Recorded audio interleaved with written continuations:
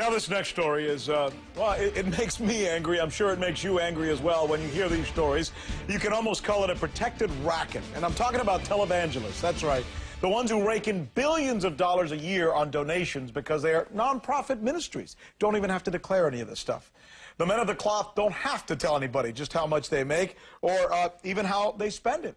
They don't even have to pay taxes. And now a Senate panel is investigating a money trail that leads straight into the pocketbooks of several of these televangelists. We're talking about lavish lifestyles here.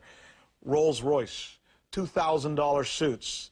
And that's just the tip of the un-Christ-like personal greed involved in some of these churches. Ole Anthony is the president of the Trinity Foundation. He's investigated televangelists for 20 years now. You know, it's amazing. I mean, I'm a Christian, and I certainly believe in doing everything you can. And it doesn't mean that these guys aren't allowed to have a nice suit and a nice house and a nice car. But when you start talking about a Rolls-Royce and several million-dollar home and private Lear jets and a $23,000 toilet, I mean, that's just over the pale, isn't it? It's unbelievable. Somehow the church in America has been hijacked by greed. And it's very, very sad because it's a testimony on how we are not caring for the poor in our country. I just think, and this is me, and maybe it's the part that makes me crazy. When I think of Jesus Christ, and I think of the way we as Christians in many cases worship today, we are so unlike him.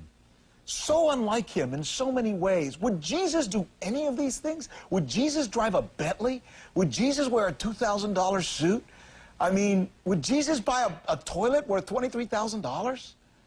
Well, how about would he live in a $12.5 million mansion, or fly a Citation 10 jet, or get plastic surgery for the man and woman so that they would appear nice on television? It's a travesty, and as I said, we are not caring for the poor. The poor and the needy are who Christ called us to meet their need, not to become greedy money grubbers. You've looked into this. I mean, here's a couple of the names that are being investigated now by the Senate, and they're asking them to come clean and say, look, how much you got and what are you doing with it? There's one of them right there, Benny Hinn. Another one is Creflo Dollar. Another one is Kenneth Copeland, Bishop Eddie Long, Joyce Meyer, Randy White. Who are these people? Tell us about them. Well, Benny Hinn is someone that I've met personally with. He made me a promise he was going to reform. He was going to stop living in mansions and driving expensive cars. He said we have to re-examine our calling because some of the ancient saints lived in caves.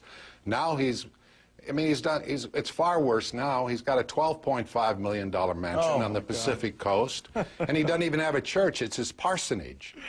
You know what's amazing? Randy and Paula White are, you know, they just got a divorce. They probably argued over who had the best plastic surgery. It's a sham. And they say that they have a right to be prosperous, and that's exactly what Jesus would have wanted us all to do. They make it sound like it's wrong to not have money or not spend it. You know, we're going to stay on this. I was talking to my staff earlier today, and we say, you know, this is an important story that America needs to hear about. There's little old ladies out there who are giving their dollars to these guys, and they're using it like this, and they should be able to spend it, but not like this. It just seems wrong. Ole Anthony, you're good to bring us this information. We're going to call you back. Is that cool? That's great. I appreciate it, man. Go ahead. You want to finish up? Go ahead. Well, there are many, many people in America that have been turned away from God by these men. And could I just say what I think God would say to these people? Please. He would say, "O stubborn and rebellious child, has my love no longer the power to melt your heart? Have you been driven away by those who claim to know me, but were filled with hypocrisy and greed and drunk with the stench of a death faith? Let the dead bury the dead. Let ignorance reproduce itself until it's weary of its own offspring. This is between you and me. You can no longer resist my spirit without suffering pain. Come back, all is forgiven." You know, it's not every day that we let somebody quote that kind of scripture here on this show, but you know what? I'm glad we did. I think it was the right time. Thanks again for being with us. We'll be right back. Stay with us. Thank you.